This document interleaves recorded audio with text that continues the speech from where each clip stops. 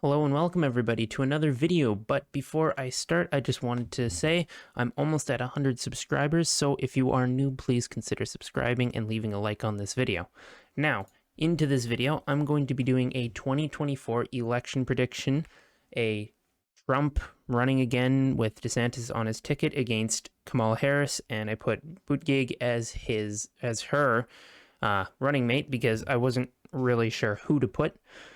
The Democratic pool is not very large, and Harris isn't even a good candidate. But on top of that, this is kind of under the assumption Biden decides not to run, or there's something that happens to him, his health catches up to him. Nonetheless, this will be the prediction, so I'll start as usual, as most people do, filling out all the safe states, except for that district. Fill out each Republican safe state first. None of these are much of a surprise as usual. Now, Iowa, I do think, will be a safe state by now. It went for Trump by almost 9 in 2020. That was a more blue environment, especially with COVID and how that affected Trump with the polls and the overall vote. But I do think that by this cycle, Iowa will have flipped probably over the 10-point margin, and it will be safe state. I think the same will happen in Ohio as well by the 2024 election, especially if Harris is running. She doesn't really have any appeal to, especially Rust Belt states like Ohio. She doesn't have any appeal to those kinds of voters. Now, the safe for the Democrats, for Kamala, these ones are also fairly self-explanatory. I don't have to go over why this would happen. Okay, so those are, and Hawaii. So that is every single safe Democrat, safe Republican state. So before we go any further, I want to quickly look at some of the data and close an ad. So this is considering Biden. Biden is more popular than Kamala overall. With these polls of the current data, we see that Trump is actually ahead in 2024 polling over Biden in most of these polls. And we see the same with the Kamala Harris polls. Almost all of them have her down on Trump, and by quite a large margin as well. There are two outliers that do happen to have Harris ahead, not even by much as well, and that's just popular votes. So even we've seen from the 2016 election that you don't need the popular vote to win the electoral college. Now, even that being the case, based on this polling, I do think that Trump could very likely win the electoral college and the popular vote in this election scenario. Now, we can also see how unfavorable overall Kamala actually is. She is the best poll for her has her at 41% favorable. That is the best for her, the best case. Every other one has her below 38, which is not a good look. Now, yeah, we can go further. There are some more that have her higher, but the point still stands. She is not a popular candidate. So looking back at this, something to consider first. With Florida, the state where both Trump and DeSantis currently have their home, they cannot have the president and the vice president on the same ticket. Otherwise, the state's electors are forfeit. So one of Trump or DeSantis would have to move their home. Now, it won't be DeSantis. It would likely be Trump, and I'd imagine he'd move his home back to New York, his home state to New York. That way, we can still get the electoral votes in Florida, which will be very important to actually win an election in this scenario. And on top of that, it gives potentially a boost to New York, maybe in the popular vote. The Republicans won't be able to pick up New York anyway. It's too far to actually win it. Now, it might start trending to the right in the near future, but right now it's still too far. But DeSantis being from Florida would help him there. So moving on to likely states, I do think Florida would be likely in this scenario. Now, Trump technically not being registered as his home state in Florida, still would be seen as a Floridian by the Floridians. So with Trump and DeSantis on the ticket, that would likely give a very big edge in Florida, an already fast trending right state, thanks to both Trump and DeSantis and their policy. For the first time in a while, the state in 2020 went +3 for Trump, which is one of the largest margins in the past couple decades. The state is no longer a swing state. It's probably lost for Democrats as well. And I could say in the next 10 to 15 years, I'd say it would be a safe Republican state if trends continue, especially with the Cuban and Latino voters in Miami and around the rest of the state. Moving on to another likely Republican state, I do think in this cycle Texas would be likely. It would be close to lean, but it depends on how trends look. Again, Kamala is not very popular, and with the Latino vote in Texas specifically anyway, on the border, they are trending to the right, which has a massive impact despite the suburbs shifting to the left. And I do think the suburbs are pretty close to maxing out anyway in Texas, especially in the Austin area. A lot of the new implants as well from California to Texas are kind of splitting 50-50 at this point, both Republican to Democrat, so it's not having a huge impact on overall trends.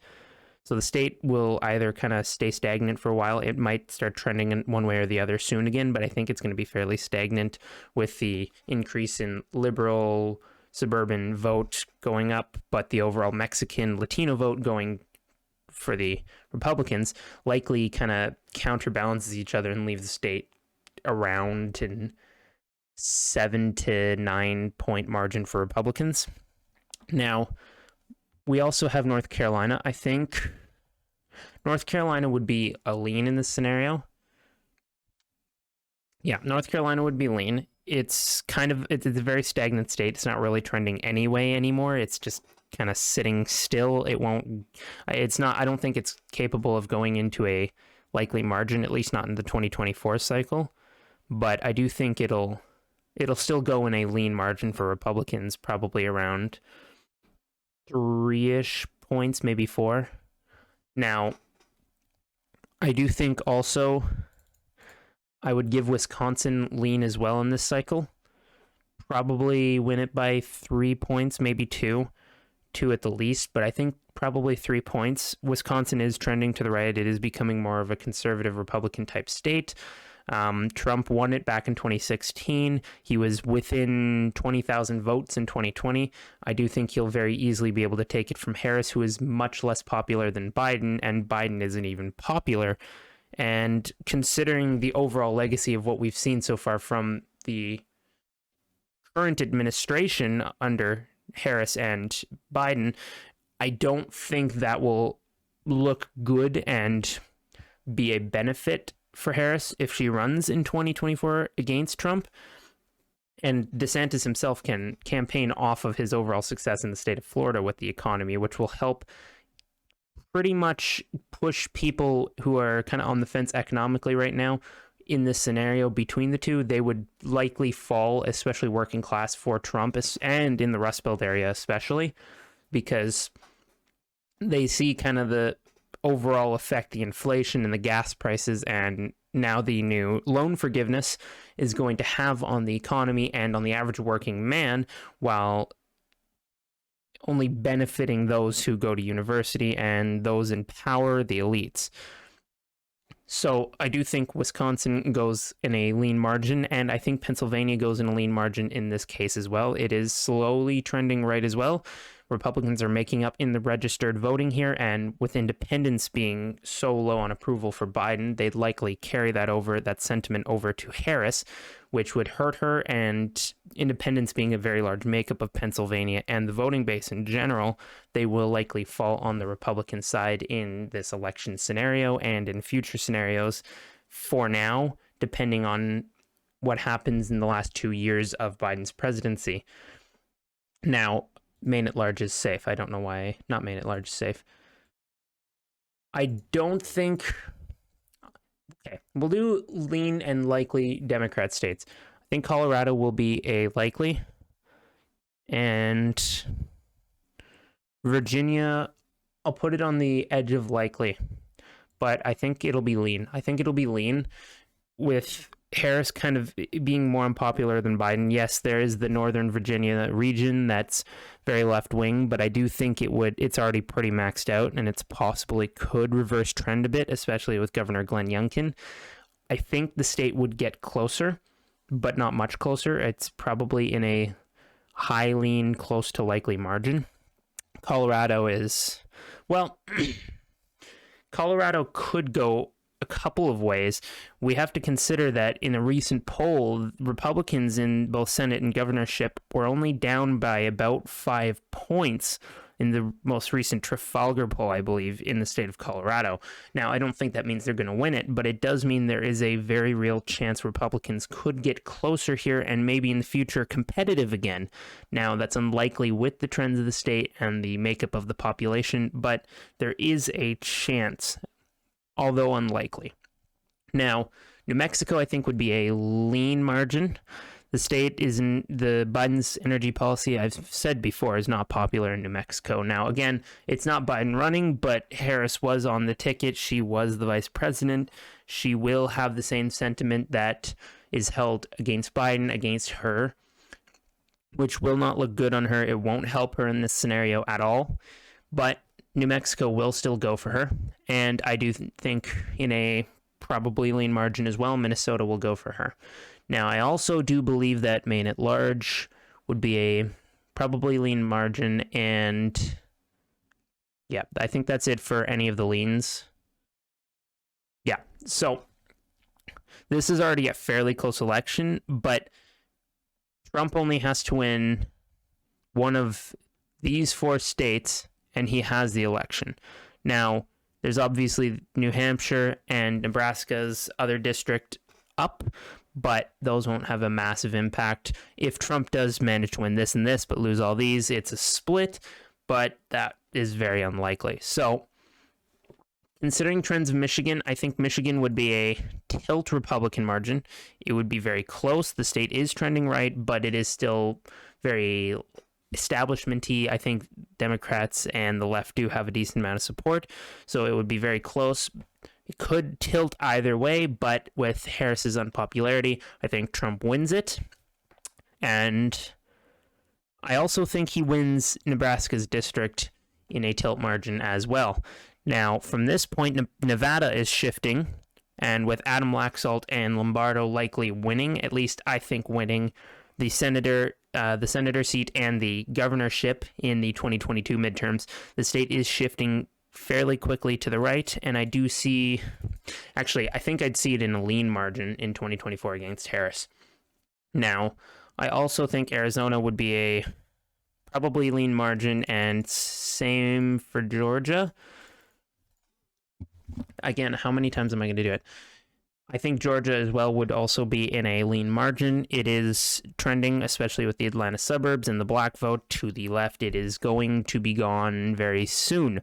But in this cycle, I think Trump could win it by 2-something points. It was very, very close in 2020 in a blue national environment, but with the overall accomplishment so far of Biden's administration, that sentiment wouldn't carry over into a 2024 matchup against Harris. And Trump did win it in 2016 by a fairly large margin, large enough margin that I do think it's possible he could get at least 2 to 3% more in the state.